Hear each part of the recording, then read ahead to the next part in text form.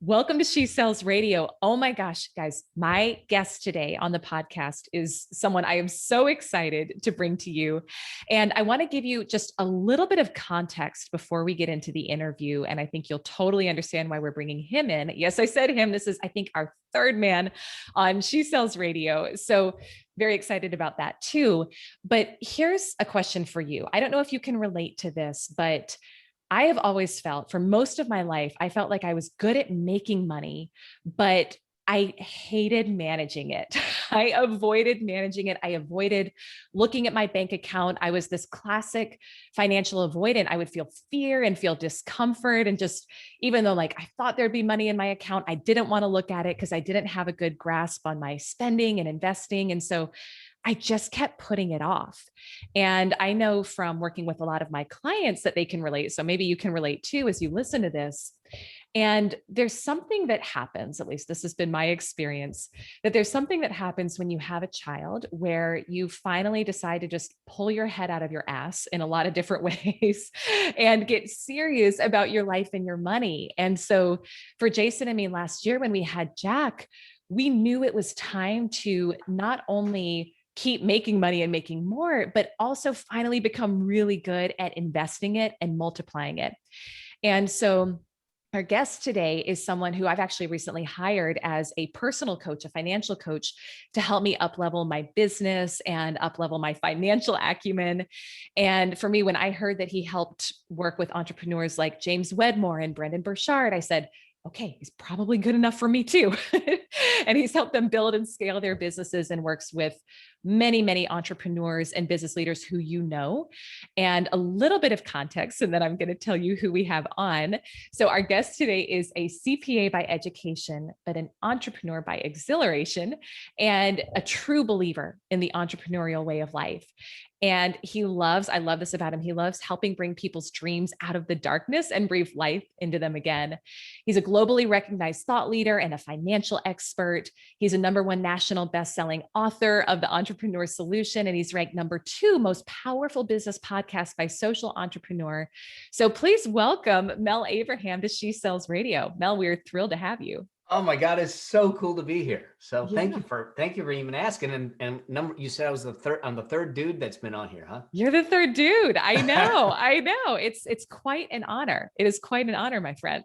Oh man. Yeah. Well, and part of what I love too, Mel, and I think this is where my sense is you're a bit of a unicorn in the space, is you've got that CPA background, but you also have this strong entrepreneurial background. So you kind of speak both, which from what I can tell is pretty rare and also pretty valuable. So I'm excited to have just have your insight here with both of those worlds being your background. Well, it's interesting you say that because I think most CPAs and most accountants, they spend their life looking in the rearview mirror, looking at what has been done. And so they're the scribe of the past, which doesn't do us any good unless we're looking towards the future. So I want the view out the windshield. I want to look to the future, and I want to sit back and say, what's possible?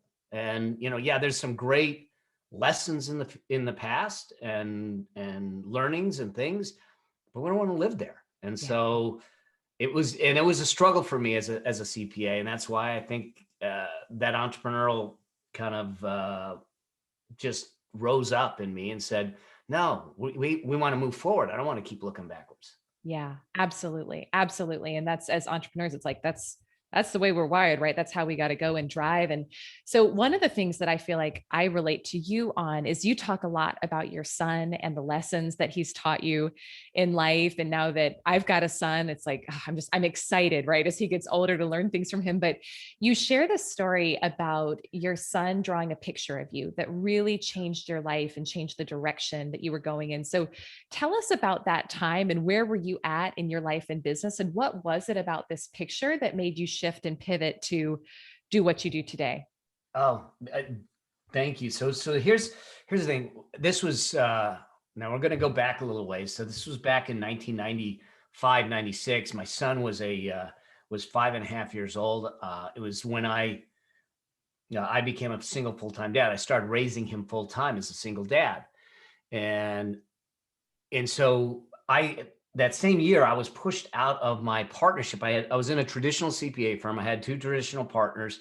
They pushed me out, basically saying, we don't want to be partners with you anymore, because I was going a different direction. Remember, CPAs look in the past. I was looking forward. I had this bigger vision. I was speaking around the country. I was doing a lot of things that the traditional CPA wasn't doing. So I was pushed out with no clients, no client backlog, no work, no cash flow. And I was $300,000 in debt because I just bought a house. And I was just given the greatest gift of my life, and that's being a dad. And so I did what most entrepreneurs do. I got on the treadmill, I put my head down, I started to run. And I started to find clients. I started to do the things that I needed to do. And all of a sudden the cash flow's coming in. I said, hey, great, kid, we're going to be okay. The roof's going to stay over our head. We're going to get a chance to do this. And then he came running in one day at 6 years old, really excited and proud of what he did. And he said, Daddy, I drew a picture of you at school today. And here I am, kneeling down and getting this picture from him. And it was a stick figure picture in blue felt tip pen of me standing in front of two computers with a phone in each ear and the phone on the desk ringing.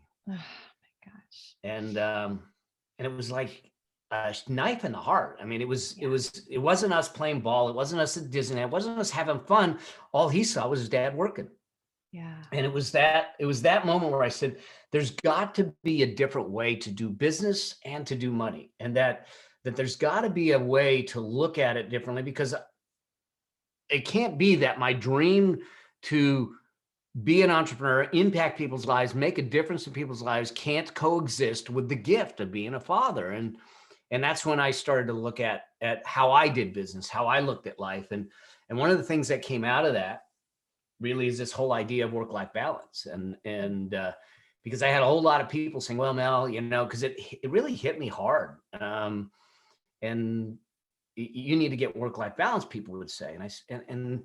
And the fact is that there is no work-life balance. Thank you for that. It's a myth, because if I start to live my life in little compartments, then there's a conflict there, and it's a problem. And so I don't think we're in search for balance. I think we're in search for harmony. And when we look at it in that context, I realized that every choice I made in business or otherwise is truly a life choice. Yeah. Because it would have been easy for me to look at Jeremy and say, hey man, hey kid, this is for us, the profits. I got to have the profits so I can keep the roof, and we can do that. But Jeremy didn't care about my profits. He cared about my presence. He cared that I was there.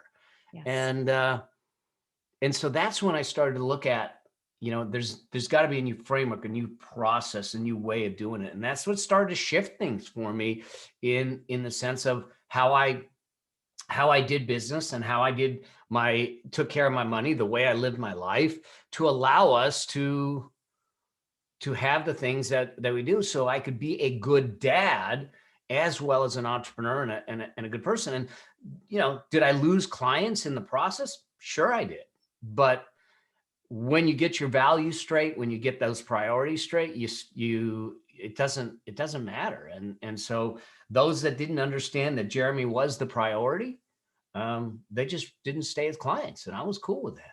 Yeah, gosh, it's, as a new parent myself, I relate to that so much. And, I met you through my coach, Kayla, and she and I had a call a while back where, I hired her for business coaching, but it ends up, as with anything, it ends up being more personal and mindset coaching. And she was like, how's your relationship with Jack? And it was a time at which we had all of a sudden had some huge leaps financially, launched a new program, massively successful. And I'm like, oh my gosh, like we got to keep this going and scaling and hiring a new team. And she asked me that question, and it wasn't like a specific thing that I thought of, but I crumbled in that moment, because I knew in my heart that my energy, even when I was with him, I was thinking about the business. And no doubt, like you can probably relate to that. I know a lot of people listening can relate to that too, just because as entrepreneurs, like we love our business, right? That's, I think the challenge sometimes is it's fun, it's our baby. But so when she said that, it was, oh my gosh, I'm so glad that I'm thinking about this now when he's 9 months old rather than whenever. And I think whenever you hear this and decide to make that shift is important. But for me, it's been a really interesting, lesson of of boundary setting. Yeah. And so I want to ask you about that. Like, how have you learned to set better boundaries and still continue? Because you have a very successful business, you grow and you scale, you bring in, you're working with some of the top entrepreneurs in the world, yet you still put family first. I want to know two things. One is I want to know emotionally, how do we do that? And number two, tactically, what are some things people can do to create boundaries so that their business doesn't take over their whole life and they're left, without a Yeah. family or with a family that doesn't know them?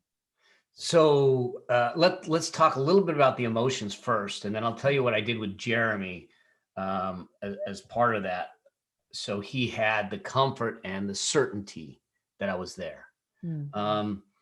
But emotionally, one of the core principles that I start off everyone off with when it comes to finances. I mean, you think that money and wealth and all that is all left brain, columns and rows, numbers and stuff like that. But the first question that I want to really answer is why versus how or how much. Mm. It's really getting really clear on why do you want $1 million business? Why do you want $1 million? Why do you want $100? Why starts to drive things a little differently, because too often I was having a conversation with a group yesterday and I asked them how many of them knew what their target wealth number was. Not one did. Mm. I said, so let me ask the question. How do you know when you cross the finish line? Because if you don't know where the finish line is, all you know is to keep running. Wow. And if you're not sure where you're trying to get to, you'll start running faster, you'll start running longer, you'll start running harder, and the treadmill of entrepreneurship becomes a dreadmill, and Mm. it drives you crazy. So, but when we start to understand truly the why behind what we're doing, then the emotions come from that, I think, that allowed me to sit back and say, as soon as I got clear, this is why I'm doing it. And it took a little while to really get, because I even this target, knowing what the finish line was, I didn't know that at the time. I just knew what my why was. I knew that Jeremy had to be a priority. He was a gift. He was an innocent child, Mm. and that I had the chance to impact him in a positive way, or I had the chance to allow him to go astray. Wow. And that was all on me. I couldn't look at him and say he's just a bad kid. No, I was a freaking bad parent if that was the case. At least that's the way I took it, Yeah. and that was the why. And so when I moved that above the dollars, then things seemed to fall into place, Mm. and the level of fulfillment, the level of joy. And that's why I use the term affluence is versus wealth. Wealth is truly a statistic, but affluence is not just the money side of it. It's the meaning side of it. It's the impact side of it. It's the peace side of it. There's a lot more to it. And so that allowed me to start to get the emotions right by really getting clear and being deliberate in prioritizing and forgetting. And one of the things that is a struggle is to eliminate, put the blinders on and eliminate the influences from social media and the media and all these outside things. And so we sit back and say, what is your definition of success? What is that? And because there's a lot of people out there that sit back and go, I can't believe you're living in an expensive home, or you're living here, or you're driving this car. Who cares? As long as you're doing it responsibly and it's not helping and not hurting anyone, it's more, it doesn't matter whether you're in a tent in Montana or a yacht in Monaco. Your definition of success is what's going to be fulfilling, not someone else's. Thank you for that. Yeah. And Yeah. I want to pause on that because I know for me in my life, for so long, I was grinding and working to make money because I was trying to prove something. I was trying to prove my Yeah. worth. I was trying to prove that I was trying to prove my worth. And I know with a lot of the women who I work with now, at least usually it's when they first come to me, that's a lot of their motivation for making more money is it's like they've got something to prove and they don't even realize it because it's part of their paradigm. It's been running the show for so long. But I'm so glad you said that because I think what a shame it would be to get to your deathbed and realize you were doing all this for what? Like, Mhm. you can't take it with you, right? And I'm all about, I love money. I want a lot of money. I enjoy making money. I love helping my clients make money. I think the more money you have, the more good you can be. Like, I'm all about it. But to what extent, Yeah. right? And not to the extent of sacrificing your family. So I wanted to, yeah, keep going there, but I think that's, Well, no, you're hitting on a really important point that I hope that they'll take away, is that no matter what the business equation is, no matter what the financial equation is, no matter what formula you're looking at, there's this invisible variable that most of us fail to see. Every equation has in it lifestyle. hmm, Every equation has lifestyle. And so when we start to look at this, it's easy for us as entrepreneurs to look at it and say, well, it's going to cost me this much for ads, it's going to cost me this much for team. But let me ask you, is there a line item in there that says how much of your life is it costing you? ooh, Because we tell have more to about that. give Let's that go. up Yeah. to Yes. get something. And so if that cost is too great, I don't do it. Wow. Mm. How do you measure against that? Like, is it more a gut check for you? Did you make like a yes and a no list at one point that you measured against? Like, how did you start to draw some of those lines of demarcation? For me, part of it was that I figured out what were the intolerables. Mm, There's intolerable red lines in our lives, and sometimes and this is also a rule for investing. Too often we make the rules as we go, and and what I tell. In fact, I had a conversation with another one-on-one client that I had, and he wanted to do trading, and I said that's fine, but I need you to make sure that you know the rules to get in and the rules to get out before you ever get in the trade. So you know the rules, and it's the same thing in our life is that when we actually define before we move into our life too greatly, when we actually define, I'm going to do business, here's the rules of engagement, here's what it is beforehand, because it's too easy when we're in the game. Well, just this one time we start to compromise ourselves, our values. yeah. Money's a funny thing. Money's an interesting thing, because if you look around, you'll see people that because of money will compromise their values, they'll compromise their ethics, they'll compromise their health, they'll compromise their relationships, and they'll compromise their life for this thing that is a piece of paper that's a useless piece of paper unless it's used for positive and good things. And so money's neither negative nor positive. It's just a tool. Yes. And Yeah. and too often we allow it to control us. When money becomes our master, our lives become a disaster. Oh my gosh. Amen to all of that. And that was my life and my experience for so long. And that's why I love I'm so passionate about educating people now on what money is, what it's not. It's just energy. It's just a tool, just like you said. And then to have you on here where we can talk about, okay, how do we actually use it as a tool so that we're not a slave to it for the rest of our lives? Because I think that's a part, like, that's something I really didn't think about for a long time. It was always, someday I'll think about retirement. Someday I'll think about investing. But right now I'm just going to focus on paying the bills and making money. And I just want to sit here and talk about manifesting and blah, blah. Like, I love that stuff. I could talk about that all day long, but it was part of what I really loved about hiring you is there's a greater level of, I think, maturity to be able to say, okay, we can talk about manifesting all day long. We can talk about the frequency of your goals, the frequency of money, all of that. I love that. I believe in that. That's changed my life. Yes. And when we bring in that money, how do we use it as a tool so that we're not on that? I love you said the dread mill. So we're not on Yeah. that dread mill all the time. So there's one thing that you taught me that has simplified the whole process of saving and investing. And I love it because I felt so confused. I felt so confused about, like, do I do profit first? Do I do this? Like, how do I allocate and divide the dollar? And there's so many different systems out there, but you've got this really simple 50-50 system that we've implemented in our business and family since hiring you. And I finally, for the first time, feel like I'm clear on what I'm doing. It makes sense. And I feel relaxed about Yeah. the amount of money. Would you share just like at a high level how that works? If Yeah. I think it's so good.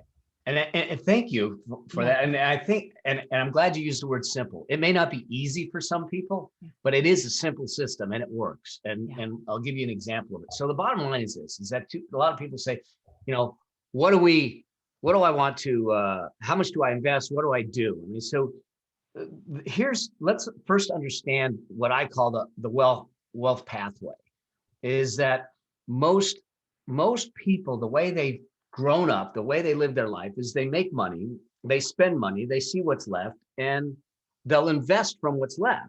So what you're doing is saying to yourself internally, and so you think about the emotional impact, the spiritual impact, all of that, the mind impact, the psychological impact of saying to yourself that my future is worth only the scraps that I have left. And I know that may hit hard for some people, but it's intentional for you to understand that your future matters. Your future matters because it matters to Jack, you know, it matters to our children, it matters to our causes, it matters to all of that. And so when you see truly wealthy, rich people, what they do is they make money, they invest money, and they see what's left and they say, this is what I get to build my lifestyle with. And this is the blessing of being an entrepreneur. If what's left doesn't give you the lifestyle that you want, then you have the ability to go generate more income.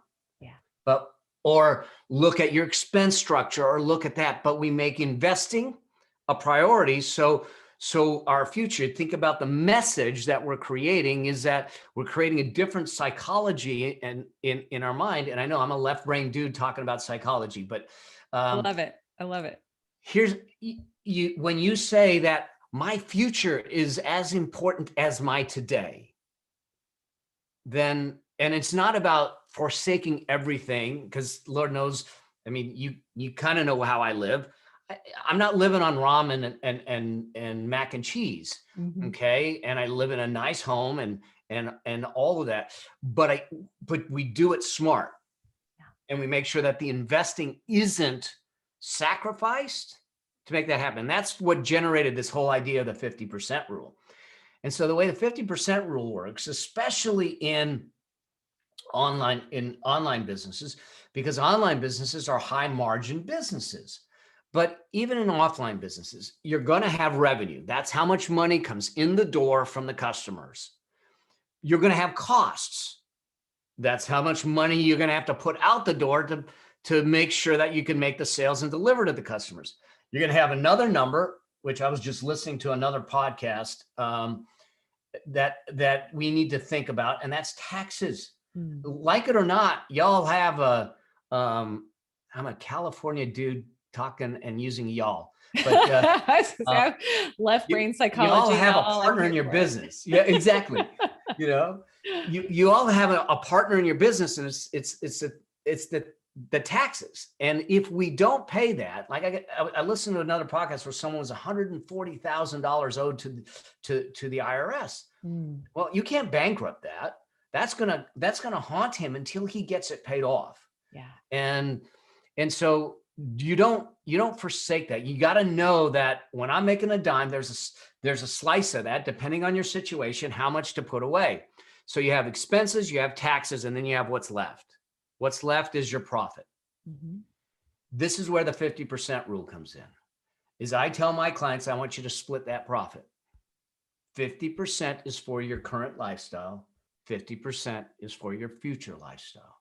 Now, when we do that, we have the opportunity to create a lifestyle that allows us to grow in the future, to put it away. So too often I see entrepreneurs where they got money in, money out. Hey, I just made a bunch of money. I was talking to someone yesterday, and she literally, she's done really well with some launches and some stuff. She's got $500,000 sitting in a bank account. She goes, I don't want to, should I just go buy an expensive car? I go, no.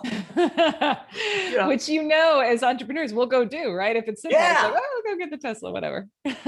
Well, that's it. And I said, before you do that, are you putting anything away? Well, an IRA. I go, an IRA, $6,000 isn't going to get you anywhere. Let's put them. So, I mean, we're going to do a plan and make sure that she's dialed in.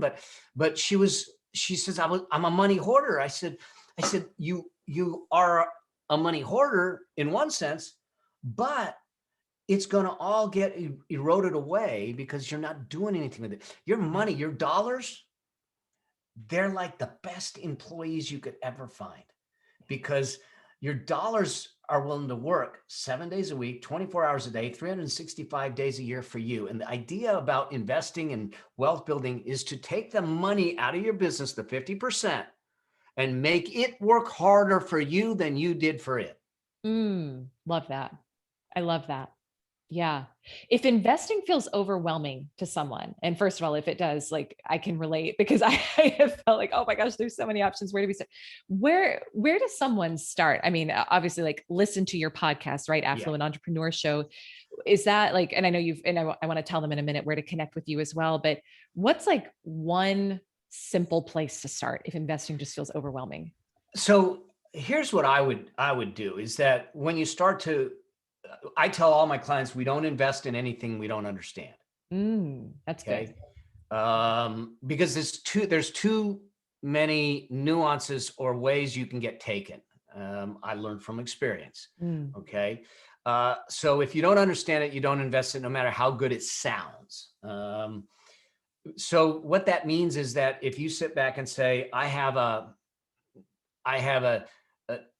kind of a yearning to do something in say real estate. Well, the first thing that you want to do is get information on it, getting books, listen to podcasts, getting courses, but courses that are educational, not trying to sell you something. There's a lot of people out there that I've got a deal for you, and they sell you. And that's why I like some of the things that I do. Although I don't sell any investments. I got nothing to sell people in the context of investments. I'll talk unbiasedly about the financial services industry, investments. The only thing I want to sell people on is a different future. The possibility, because I believe financial independence is a birthright. We just got to know how to go claim it. And so the first thing is to get something that's an unbiased understanding. Now, you can start with some really base level books or literature or something, obviously my show, and see what you want to learn, whether it's stocks, whether it's real estate, whether it's cryptos, although cryptos are more speculative and volatile. I'd be careful with them if you're just starting out. In fact, I tell people just starting out not even to touch them right now, because we need a foundation of investment, and then we'll take a slice off to do that. So first is understanding. Yeah. Second is probably mentorship in the sense of guidance. You can get a financial advisor, but we need to be careful about the financial advisors. They're not all created equal. Look at where they get paid, look at how they get paid, and look at the bias in which they do things. I try to get people, if they're going to be with an advisor, I want them with a fiduciary that has an obligation to put your interest above anyone else's interest, including their own, by license and by legality. That's just the way it is. And so if an investment, the question is, from an advisor standpoint, is that, are they giving you the best investment for you, not an investment that's suitable for you? There's a different standard for them. There's where they say, well, it's suitable for them. No, that's not the question. The question is it the best investment for them?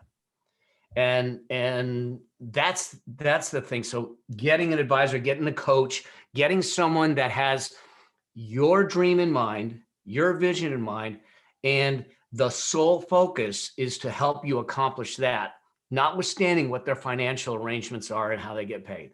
Yeah. And I think those are the first two things. And then number three is really to get involved in it, and know that your financial journey is that's why they call it personal finance. It's a personal journey. If you have that's why I love working with you and Jason, is the two of you are in it together. And I tell couples all the time, I said, I don't want to work with just one, because this is a joint effort. When you're in a committed relationship, we need to have these conversations. You need to be I'm not worried if you're not on the same line, but I need you on the same page. Yeah. I need you to have the same vision. I need you to have the same desires. So we know that you have a supportive environment. If you don't have a supportive environment, then it's like a fish in a dirty aquarium. You take the fish out, you get it healthy, and you put it back in the dirty aquarium. It becomes a challenge. And so those are the things that I would start with. And then don't be afraid. Here's the other thing. I think, don't be afraid to ask questions. If you're not sure where to ask the questions, come to my show. Ask the questions there. I will get them answered. We'll do an episode on it. Something. The idea is that too often we're embarrassed. We don't know. We don't ask. Ask the questions. Yeah. And because that's where we're going to start to grow and go. Yeah. Which is, I so appreciate that you brought that up. And, when I first encountered you and interacted with you, it was in a mastermind with other women in my coaches program. And it was the environment that you create is so conducive and open to, like, there's no bad questions. And when it was so helpful, because I think I heard women ask questions that I had too, but I had been afraid to ask because I thought, shouldn't I know that? And, these are 7-figure entrepreneurs, and hearing that they also had these questions was like, okay, this is it's a lot of information, and it's you have to advocate for yourself. I think that's one thing I'm taking away from this conversation is empower yourself, get educated yourself, ask the right questions. Don't do something that's going to jeopardize your financial future because you're afraid to sound stupid asking a question. Like, your life is not worth that, right? Risking your dreams is not worth that. So I'm so glad you brought that up. And did you want to add something else in there? Well, I wanted to add something because you just kind of reminded me, we were talking about advisors. Yes. That this is where asking questions is important. Too often we'll go to an advisor and we'll put them on a pedestal and they'll talk down to us. Okay. Your advisor is not the captain of your ship. You are the captain of your ship. They're truly an advisor standing to your right or your left to guide you. That means that I look for 3 characteristics in my advisor. I want them to, 1, have a heart of a teacher. So in other words, that means that you get to ask as many freaking questions as you want. And if it takes them hours to explain it to you, that is their job. And if they don't have the patience or the tolerance to do that, get rid of them. Wow. 2, they understand your vision and dream. And they buy into it. They're not there to tell you why you can't. They're there to try and orchestrate and help you so you can get there. And even if you get 70% of the way there, at least you got 70% of the way there. Yeah. And 3, they need to have a soul of a servant. And that is that they are a servant to your vision, to you become the priority, your vision becomes a priority, your legacy and all you're doing becomes a priority. If they don't have those 3 characteristics, I don't care how much money they have under management. I don't care how good they are, how knowledgeable they are, fire them. That's my opinion. Yeah. Yes. I love that. I love it. It's taking our power back. Yeah. And I'm so passionate about it. I'm so glad you brought that up too. So 2 final questions for you. This is so amazing. And then I want you to tell everyone where they can connect with you. So first is, if you were to give one final piece of advice to a woman on her journey to affluence, what would that one best piece of advice be? I think the first is to believe in the possibility. I just, to me, financial independence has been made so complex, so far-reaching, so, it's a distant future. No, it's a today. That means that believe in it, 1. 2, don't delay it. Meaning that I don't care if you're making $50,000 a year, 150 or $1 million a year. You're never making too little to put something away. $50 a week can turn into $300,000 over decades. Okay. $800 a month turns into over $1 million in a nest egg. So the bottom line is, I need to get you in the game, no matter how small it is. Don't delay, because time does the work for you. And then 3, get around people that have a common thought process, a common desire. So you're in the game together. Yeah. Oh, that's so good. That's so good. I love that.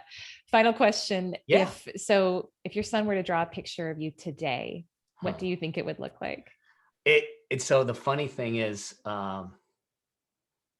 when he was 17, he he was not with me on Father's Day because he was at a football camp, but he sent me a picture of a silhouette of a father and son walking on the beach with a quote. And he said, the thing said, "I'm sorry I'm not with you on Father's Day. We'll celebrate when I get back from the camp." But the quote underneath it said, "He didn't tell me how to live. He just showed me and allowed me to watch." Oh. And so he did actually give me another picture. Wow. And we are best friends today. He's just turned 31. He's got a 20, his wife's 27. We're expecting we are expecting our first grandchild. They're expecting the first child.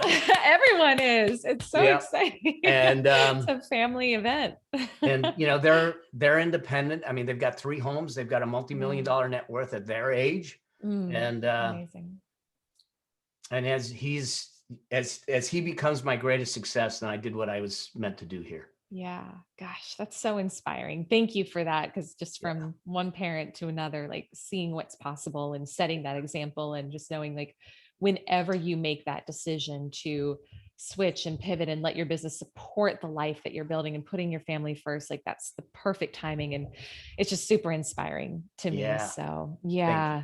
Oh my gosh, Mel, I love everything you shared. I know that everyone listening is going to want to listen to your podcast. They're going to want to get connected with you. So tell us please more about where they can find your podcast, and then about, you've got this great wealth calculator as well that they can use. So tell us more about that. So they can go to the affluententrepreneurshow.com.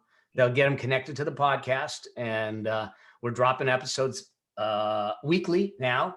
And I'll be bringing guests on just like yourself. And then I'm going to be bringing some of them on, some of the audience members on, to coach them directly and answer questions and do that. So we're going to have some fun, but the whole idea is to change your financial destiny. And that's a safe place, a sane place to have real conversations around money where you don't feel uncomfortable. You don't feel ridiculed. You don't feel any of that. So so that's what the show is. And then I have a calculator. Too often, like, remember I said, we don't know where the finish line is.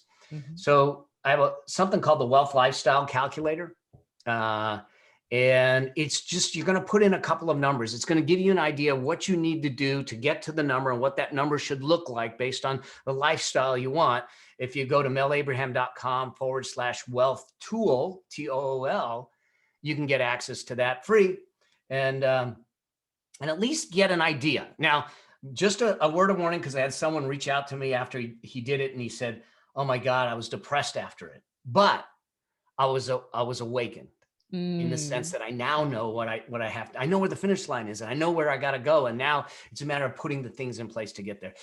We want to walk through life aware. We want to walk through life conscious and intentional, especially when it comes to our money. And this will help you at least take that one step closer to making that happen. Yeah, it's so great. That's so great. And I think, as someone who said, I was financially avoidant, and I've learned to get past that. It's taking that first step. It's looking at it. It's using a great tool like the Wealth Lifestyle Calculator to say, what am I really going for? Knowing that anything is possible for you, right? With the right mindset and strategy. And so use that tool to lift the veil and take that stand in favor of your future self to help herself or himself out. So Mel, this was phenomenal. I'm so grateful to have you in our lives, to have you as a mentor and a coach helping us as we grow our wealth and our family. And congratulations on grandchild on the way. And just huge thank you to you for everything you shared today. This has been so phenomenal, and I'm so grateful. The gift was mine. I mean, this is my happy place to serve, and it's a joy, and I feel blessed and honored that you asked me to be part of it. So thank you so much. Yeah, absolutely. Well, everyone, go check out the Affluent Entrepreneur Show, listen to the podcast, connect with Mel, do the Wealth Lifestyle Calculator. And it really is about letting your money work for you so that you can live out the lifestyle of your dreams, not just for yourself, but for your children and for future generations as well. So much love to everyone. Thank you for listening today. And we will see you next week on She Sells Radio. Bye for now.